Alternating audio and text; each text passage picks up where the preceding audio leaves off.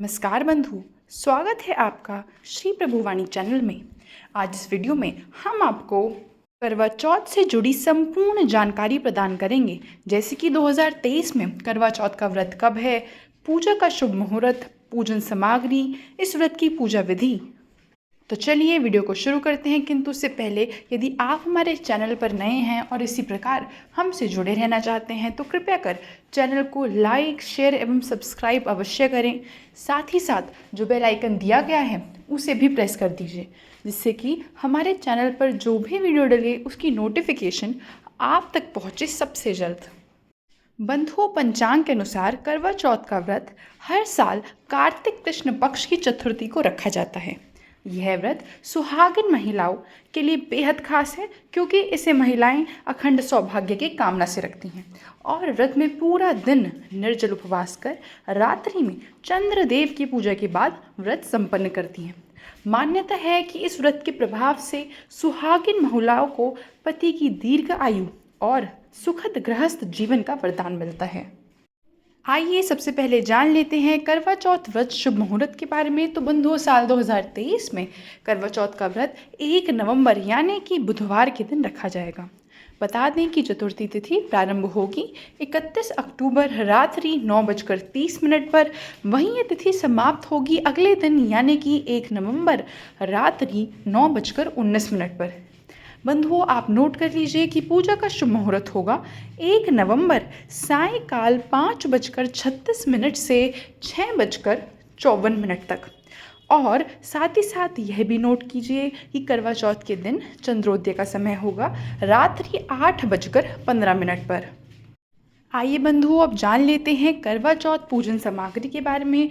तो करवा चौथ की पूजा के लिए सुहागिन महिलाओं को मिट्टी का टोंटीदार करवा व ढक्कन, पानी का लोटा, गंगा जल, दीपक, रुई, अगरबत्ती, चंदन, कुमकुम, रोली, अक्षत, फल फूल, कच्चा दूध, दही, देसी घी, शहद, चीनी, इसके अलावा हल्दी, मेहंदी, महावर, सिंदूर, सुहाग का सभी सामान, चंद्र दर्शन के लिए छलनी, श्रृंगार की सामग्री आदि चीज़ों की आवश्यकता होती है।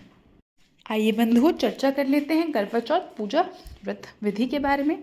तो करवा चौथ के दिन व्रती महिलाओं को सूर्योदय से पूर्व उठकर स्नान के बाद पूजा स्थल को अच्छी तरह से साफ करना है। उसके बाद सास द्वारा दी गई सरगी सूर्योदय से पूर्व ग्रहण कर निर्जल व्रत का संकल्प लेकर व्रत को प्रारंभ करना है। अब 16 श्रृंगार कर पूजा स्थल में कलश स्थापित करें और गेरू व पिसे हुए चावलों की घोल से करवा का चित्र बनाकर पूरे शिव परिवार की प्रतिमाएं स्थापित करें। अब बंधुओं, सभी की विधिवत पूजा कर माँ गौरी को सुहाग का सामान अर्पित करें। अब व्रत कथा पढ़ें। तो बंधुओं, व्रत कथा पढ़ने के बाद आप अंत में पति की दीर्घ आयु की कामना करते हुए सास का आशीर्वाद लेकर उन्हें करवा भेंट करें। इसके बाद रात्रि में चंद्रोदय के बाद चंद्रमा की पूजा करें।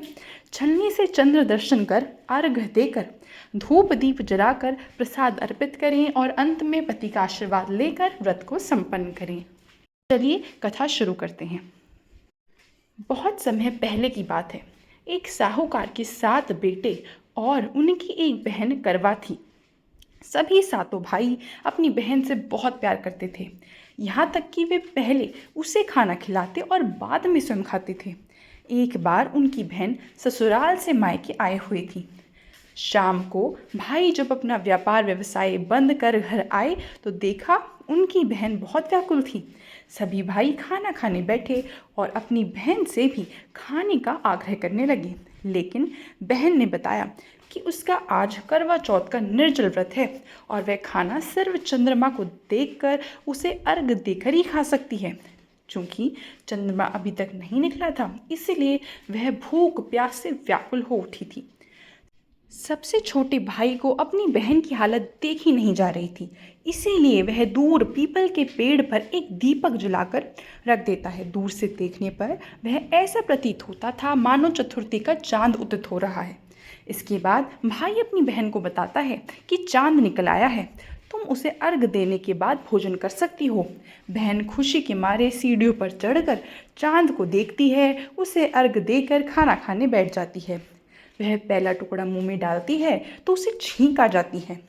दूसरा टुकड़ा डालती है तो उसमें बाल निकल आता है, और जैसे ही तीसरा टुकड़ा मुंह में डालने की कोशिश करती है तो उसके पति की मृत्यु का समाचार उसे मिलता है। वह बौखला जाती है। उसकी भाभी उसे सच्चाई से अवगत कराती है। उसके साथ ऐसा क्यों हुआ? करवा चौथ का व्रत गलत तरीके से टूटने के कारण देवता उससे नाराज हो गए हैं और उन्होंने ऐसा किया। सच्चाई जानने के बाद करवा निश्चय करती है कि वह अपने पति का अंतिम संस्कार नहीं होने देगी और अपने सतत्व से उन्हें पुनर्जीवन दिलाकर रहेगी।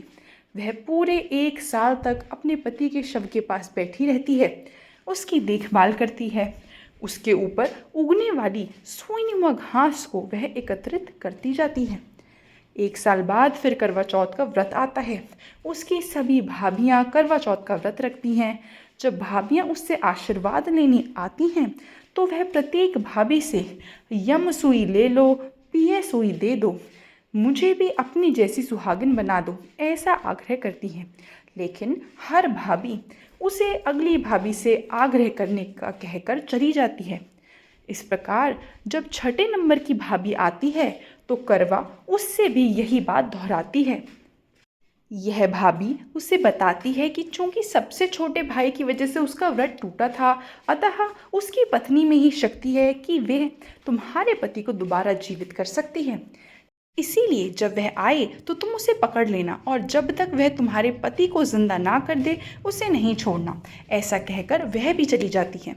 उसके बाद अंत में सबसे छोटी भाभी आती है। करवा उनसे भी सुहागिन बनने का आग्रह करती है, लेकिन वह टाल मटोली करने लगती है। इसे देख करवा उन्हें जोर से पकड़ लेती है और अपने सुहाग को जिंदा करने के लिए कहती है।